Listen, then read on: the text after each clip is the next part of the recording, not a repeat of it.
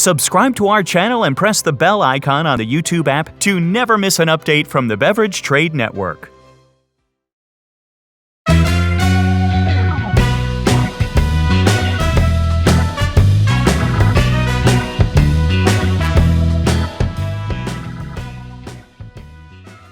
My name is David Four. I'm a Master of Wine living in Barcelona, though I'm originally from Canada and lived for a long time in the United States.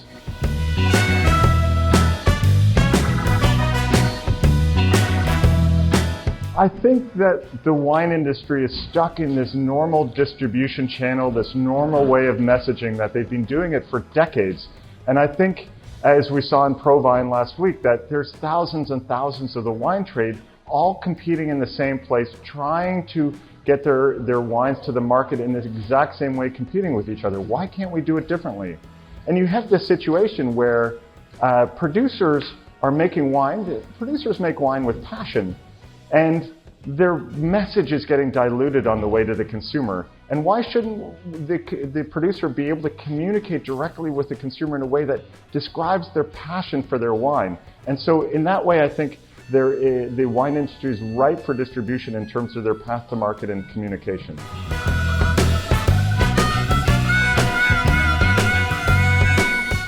Marketing, of course, is important with every product, but you have to, with wine, realize that everybody's marketing it in the same way, and there's so many voices and there's so much competition for the consumer's attention, for everybody's attention through the distribution.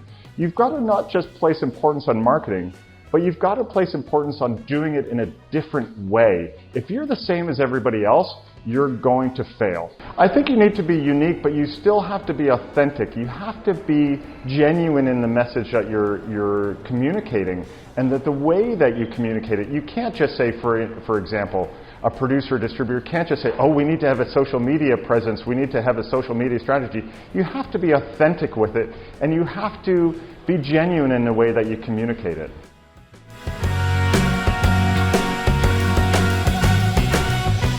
Well, I think if the fine wine world, which is where most wine lovers and wine experts and wine community hangs out, would pay attention to the producers at the, say, lower end of the price bracket, the lower end of the consumer market, if they could pay attention to, for example, the Gallos of the world, at the way that they market it and the way they communicate, they're honest with their customers.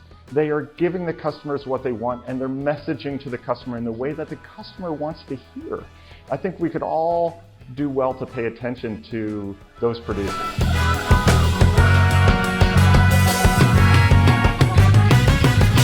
If you don't have very precise branding, if you don't have branding that is true and honest, and most importantly, powerful, and that people can hear and listen to, you are not going to make it. You're going to have a really tough time. You're going to be in amongst a crowd of people trying to differentiate yourself. And so, yes, you have to be super attentive to your branding. But at the same time, just don't be in a committee room full of people trying to figure out, oh, what should our branding be? You actually have to figure out honestly in your soul, what are you trying to make? What kind of product are you trying to make? And what consumers are you looking for, and how do they want to hear that message? And build your brand around that.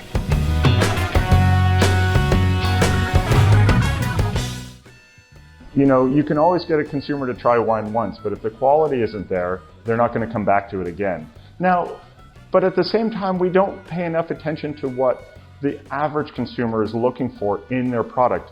We are stuck in our snobby world of fine wine, especially when it relates to consumers at the non-high end of the spectrum. I don't want to say lower end of the spectrum because I don't want to denigrate them. I'm saying consumers that are not spending the same kind of money that the rest of us wine lovers and wine experts are.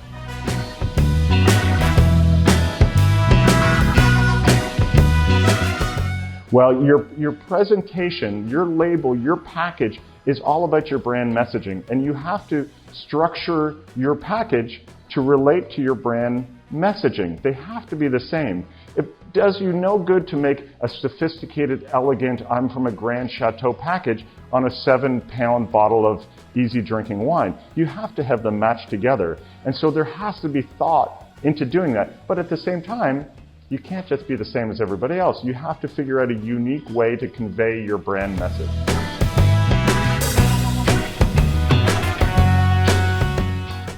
Well, I think competitions often are a place where brands can figure out, oh, okay, we've got a silver or a gold medal at this competition, and it will help with their promotion, not so much their brand. And I think to develop your brand, you have to go to places like the London Wine Competition, where you've got the package playing an important role in the overall judgment of the wine. If you have an excellent wine, and if you have an excellent wine for the price of your wine, it still doesn't do any good if your consumer looks at it on the shelf and go, oh, I don't want to buy that no matter what the price or whatever the quality of the wine. Package is essential to the consumer.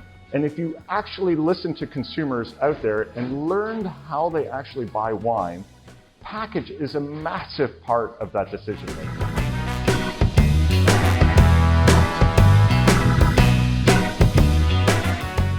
There's a lot of room for improvement in competitions to help the consumers. I think there is so consumers, one aspect they want is package, and they want to feel like part of a brand that is representing based on the package what they want. But at the same time, they want reassurance that the purchase they're making is a good one. That's to me why points are important to consumers, because they make a decision based on package or style or varietal or whatever they want and price, and they go, oh good, it got 91 points. That reaffirms that I'm making a good choice. And I think having a gold medal on a wine can help reassure that consumer. But I think there's more room for competitions to improve their relatability to the consumer. And it's getting better, but I think it still needs improvement.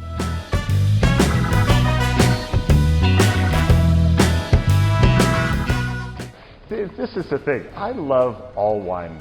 I don't put my nose up to anything, and I think it's important, especially for wine experts, to not put their nose up to anything. Last night I drank a beautiful 20-year-old Bordeaux, but the night before that I drank a Kerner from northern Italy, and I love them both. One was very complex and old, the other one was just a beautiful, pleasurable drink to have. I drink everything.